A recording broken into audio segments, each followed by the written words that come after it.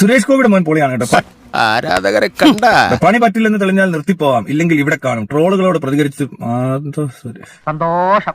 അത്ര നിർബന്ധമാണ്, ഞാൻ തരാം വണ്ടിക്കൂലി. വേഗം സ്ഥലം വിടും. ഓക്കെ, പറ്റില്ലെന്ന് തെളിയാനൊന്നുമില്ല.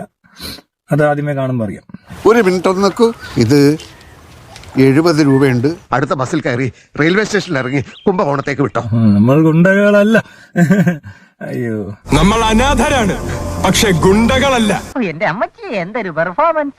എവിടെ നിന്ന് കിട്ടി ഇതിനെ? ജോലിയുടെ റിസൾട്ട് കാണുമ്പോൾ അറിയാലോ ഇനി പണി പറ്റത്തില്ലെന്ന്. അത് കണ്ടപ്പോ മനസ്സിലായി, ഇനി അങ്ങ് പോയിക്കൂടെ. പക്ഷെ ഒരു കാര്യം ചെയ്യാം, സാറ് പറഞ്ഞതുപോലെ ഞാൻ ഇപ്പൊ പോവാം, എന്നിട്ട് വൈകുന്നേരം തിരിച്ചു വരാം. പക്ഷെ ഇവൻ എന്ത് പണിയാ വേറെ അറിയാവുന്നതൊന്ന് പറയുവാണെങ്കിൽ. നിങ്ങൾക്കറിയാവോ ഇവനെ എന്തിനു കൊള്ളാമെന്ന്? 17 പണികൾ നീ പഠിച്ചിട്ടില്ല. ആകെ പഠിച്ച നഴ്സിന്റെ പണി നീ ഒട്ട് ചെയ്യുന്നില്ല, പിന്നെ എങ്ങനെ രക്ഷപ്പെടും? ഇവന് ഏതായാലും വേറെ ഒന്നിനും കൊള്ളാത്തോണ്ടാണ് സിനിമ വന്നേക്കുന്ന അറിയത്തില്ല. അല്ലെ ഗതികേട് കൊണ്ട്, വേറെ നിവൃത്തിയില്ലാത്തത് കൊണ്ട്, അപ്പന്റെ കെയർ ഓഫിൽ അല്ലാതെ വേറെ ജീവിതം ഇല്ലാത്തത് കൊണ്ടാണ് ഈ നെപ്പോട്ടിസം പോലത്തെ പരിപാടിക്കകത്ത് പെട്ടുപോകുന്നത്. ഇത് ബാക്കി എല്ലാവരുടെ മക്കളൊന്നും ഇങ്ങനെ വരുന്നൊന്നുമില്ല. അമ്മയ്ക്കറിയാമോ, ആ ഗുരുവായൂർ ദേവസ്വക്കാരന്റെ കാല് പിടിച്ചത് 1-ാം പാപ്പനായിട്ട് ചെല്ലണമെന്ന് പറഞ്ഞ് ഇതെല്ലാം വേണ്ടത് വെച്ചത് മുതലാളിക്ക് വേണ്ടിയാ. വേറെ ഒന്നിനും കൊള്ളത്തില്ല, നീ മണ്ണാളെ കണ്ടറിയാം. നമ്മൾ അനാഥരാണ്, പക്ഷെ ഗുണ്ടകളല്ല. ഒരൊറ്റ കീറും എണീച്ച് പോണോടുന്നു. ഇവർക്ക് സ്വന്തമായിട്ട് വേറെ എന്തെങ്കിലും തൊഴിൽ ചെയ്ത് ജീവിച്ചുകൂടെ, എന്തെങ്കിലും ബിസിനസ് ചെയ്തുകൂടെ? അതിനൊന്നിനും കൊള്ളാത്തോണ്ടായിരിക്കുമോ? നാട്ടുകാർക്ക് എന്നൊരു വിലയില്ലേ?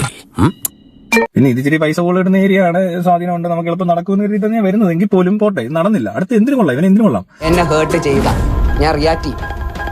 എന്റെ അച്ഛനാണ് സത്യം, ഞാൻ റിയാക്ട് ചെയ്യും. നമ്മൾ അനാഥരാണ്, പക്ഷെ ഗുണ്ടകളല്ല. എന്താ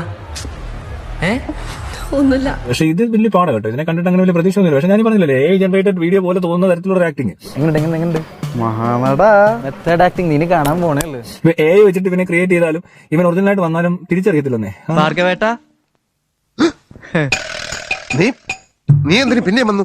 ചേച്ചി എന്റെ പാഷൻ കാണാ. എന്റെ മാവനെ കൊണ്ട് അതിനൊന്നും ആവൂലെന്നേ.